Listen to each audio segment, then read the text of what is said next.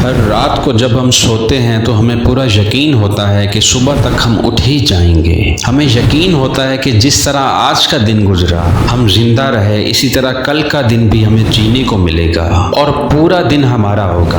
हमारे दिमाग में कभी ऐसा नहीं आया कि कल को हमारे साथ कुछ भी हो सकता है। हो सकता है आज जितने आपके रिश्तेदार फ्रेंड्स हैं वो आपको छोड़ के चले जाएं और आप एकदम से अकेले हो जाओ। कुछ भी हो सकता है। हो सकता है कल के दिन में आपके सामने कोई ऐसी मुसीबत आ जाए जिसका सामना सिर्फ और सिर्फ आपको ही करना पड़े। आप अपने आप को अकेला पाओ और कोई चाह के भी आपका साथ ना दे पाए। अकेलापन हमारे जीन्स में पाया जाता है क्योंकि हमें अकेला ही आना पड़ता है और अकेला ही जाना पड़ता है। देखने को तो हमारे बहुत सारे फ्रेंड्स हैं, इतने सारे रिश्तेदार हैं, लेकिन यहाँ सवाल ये उठता है कि क्या इस दुनिया में हमें जीने के लिए, अपने गोल्स अचीव करने के लिए हमारा किसी के साथ जुड़े रहना जरूरी है क्या? सिंपल आंसर इज नो, बिल्कुल जरूरी नहीं है। इस बात को साबित करने के लिए एक स्टोरी सुनाता हूँ, तो वीडियो लास्ट तक देखना वरना कुछ समझ नहीं आएगा।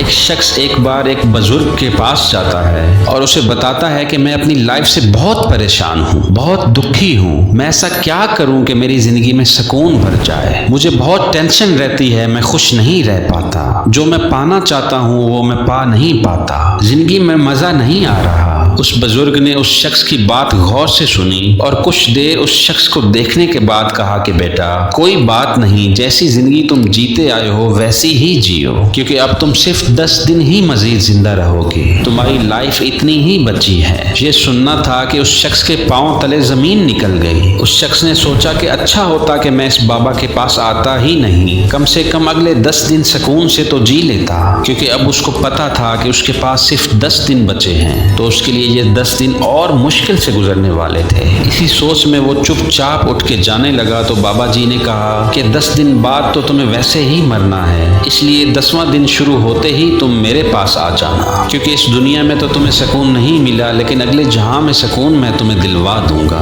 उस शख्स ने बाबा जी को देखे बिना ही कह दिया कि ठीक है मैं आ जाऊंगा, और वो गमगीन हालत में घर लौट आया। कुछ देर तक तो वो बिल्कुल दुखी रहा। उसे समझ ही नहीं आया कि क्या करूं और क्या ना करूं, किसको बताऊं, कहां जाऊं। लेकिन उसके बाद में हर चीज को देखने का उसका जो नजरिया था वो बिल्कुल बदल गया। उसने सिर्फ उन कामों पे फोकस किया जो उसके लिए बहुत जरूरी थे, बाकी सारे फजूल काम छोड़ दिए। उसने 10 दिन में एक भी गंदा काम नहीं किया, एक भी सेकंड उसने वेस्ट नहीं किया। उसने एक भी ऐसे इंसान के साथ अपना टाइम खराब नहीं किया जिसके साथ वो नहीं रहना चाहता था। उसने इस जमीन की खूबसूरती को देखना और उसे महसूस करना शुरू कर दिया। दरख्त कितने हरे हैं, बच्चे खेलते हुए कितने अच्छे लगते हैं, चांद कितना खूबसूरत है, परिंदों की आवाज कितनी प्यारी है, हवा कितनी अच्छी महसूस होती है। उसने हर उस छोटी से छोटी खुशी को महसूस किया जो उसने पहले कभी नहीं किया था, और ये सब उसने अकेले रह के महसूस किया, क्योंकि उससे ये सब फीलिंग्स और नज़ारे दूर होने वाले थे। और जब कोई चीज हमसे दूर हो रही होती है तब उसकी कीमत पता चलती है। उसने हर एक पल को, हर एक खुशी को महसूस करते हुए सारा वक्त अकेले में सुकून से गुजारा। इस दौरान उसे फर्क नहीं पड़ रहा था कि उसके पास पैसे कम थे, कार नहीं थी, छोटे घर में रहता था। इन बातों का उस पर कोई असर नहीं हो रहा था। उसको कोई फर्क नहीं पड़ रहा था कि कोई उसके बारे में क्या बोल रहा है, कोई उसकी बुराई कर रहा है या अच्छाई कर रहा है, उसे कोई फर्क नहीं पड़ रहा था। वो इन सब चीजों से बिल्कुल परे हो चुका था। सिर्फ एक सच्चाई जानने के बाद उसकी जिंदगी 10 दिन के लिए बिल्कुल बदल गई थी।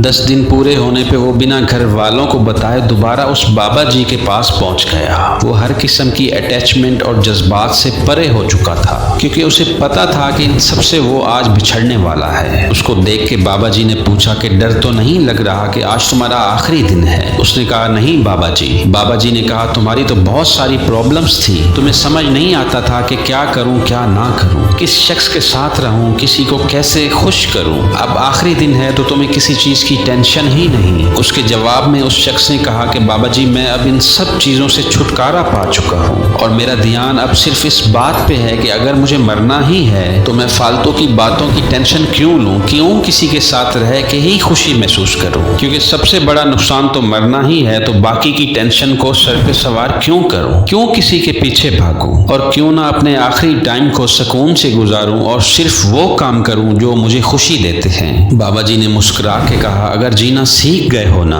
तो अपनी बाकी की जिंदगी उसी सोच के साथ जीना, जैसी सोच के साथ तुमने 10 दिन गुजारे हैं। मैंने तुम्हें जिंदगी का मतलब समझाने के लिए झूठ बोला था कि तुम मरने वाले हो। जाओ बिना किसी फिक्र के, बिना किसी फालतू की टेंशन के जीना शुरू करो। उस शख्स की आंखों में आंसू थे कि इतनी छोटी सी बात, सिर्फ ये सोचने से कि मेरी मौत अटल है, मुझे मरना है, मेरी जिंदगी कितनी बदल गई है। उसे अफसोस भी हो रहा था कि काश वो ये बात पहले समझा होता तो पहले गुजारी जिंदगी भी कितनी खुशी से गुजारता। दोस्तों, अगर तुम्हें भी अकेले रहने में मसला होता है और दूसरे लोगों के बिहेवियर से परेशान होते हो तो अकेले रहना सीख, क्योंकि तुमने एक दिन इन सब से वैसे ही जुदा हो ही जाना है। तो अपनी लाइफ खुद जियो, हर खुशी महसूस करो, दूसरों की खुशी किसमें है ये सोचना छोड़ दो। दोस्तों, आज के लिए इतना ही। आपसे मिलता हूँ किसी नेक्स्ट वीडियो में, तब तक के लिए अल्लाह हाफिज।